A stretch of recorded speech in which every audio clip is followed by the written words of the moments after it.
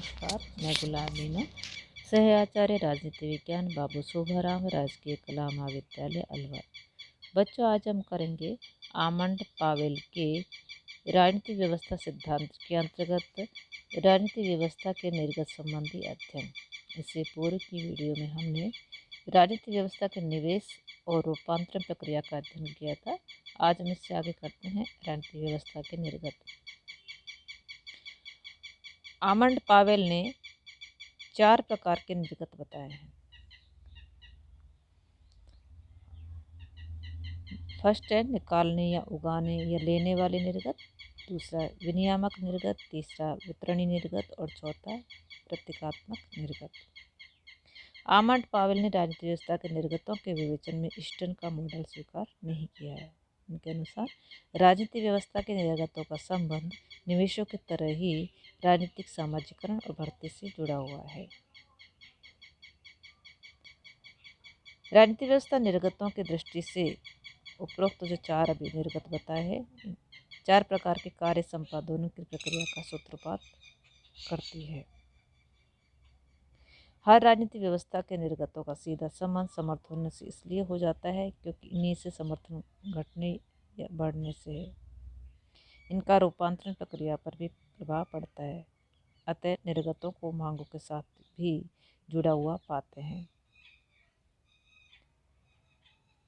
निर्गतों में पहली श्रेणी का निकालने, उगाने या लेने वाले निर्गत के अंतर्गत कर वसूली, व्यक्तिगत सेवाएं, सहयोग तथा योगदान से है।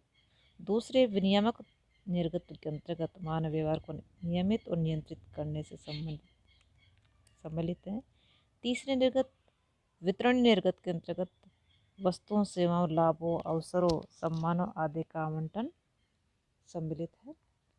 चौथा प्रतीकात्मक निर्गत के अंतर्गत मूल्यों की पुष्टि और तथा राजनीतिक प्रतीकों का प्रदर्शन नीतियों और उद्देश्यों की घोषणा से संबंधित है।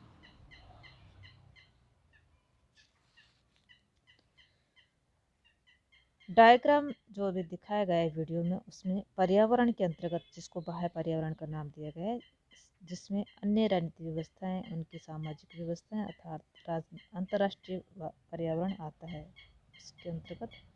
उसके अंदर सामाजिक व्यवस्था को दिखाया गया है। इस सामाजिक व्यवस्था से निवेश, मांगों और समर्थनों के रूप में गहरी रेखा से चित्रित राजनीतिक व्यवस्था में आते हैं।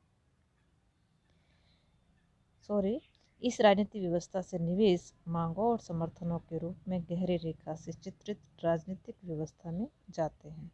वहाँ उनका राजनीतिक और प्रशासकीय रूपांतरण होकर उत्पादनों के रूप में पुनः सामाजिक व्यवस्था में आते हैं।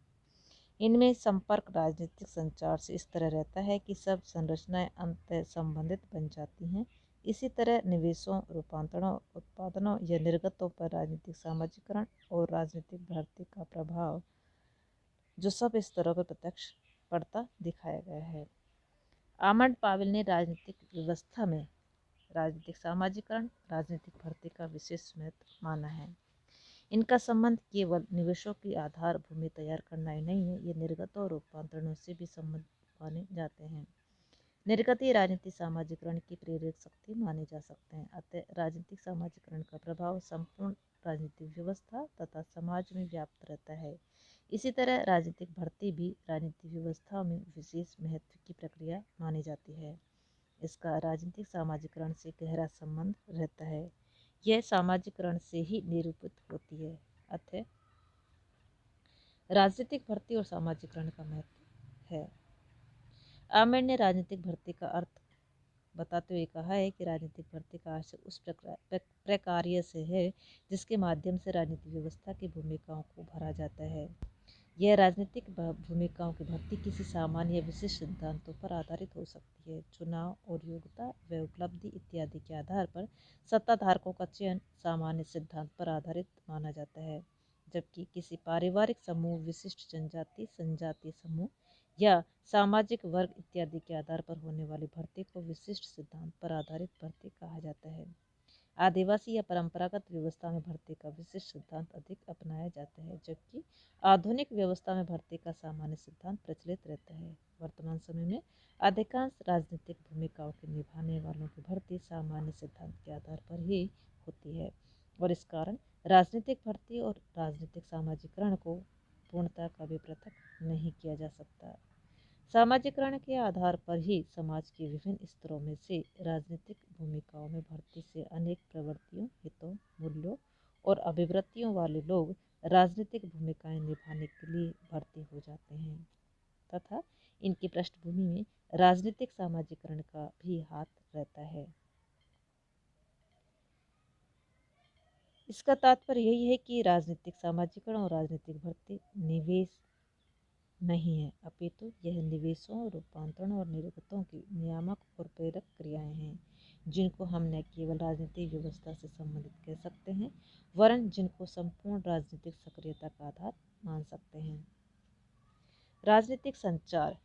राजनीतिक संचार राजनीतिक रूपांतरण में एक प्रक्रिया है, किंतु इसका संबंध केवल इसी से नहीं है, यह भी संपूर्ण राजनीतिक व्यवस्था और निवेशों तथा निर्गतों में संबंध सूत्रता का माध्यम है। इससे राजनीतिक व्यवस्था तथा सामाजिक व्यवस्था में परस्पर संबंध स्थापित हो जाता है। संचार के माध्यम से ही सारी व्यवस्थाएं, उपव्यवस्थाएं, बाह्य पर्यावरण पारस्परिकता की स्थिति में आता है।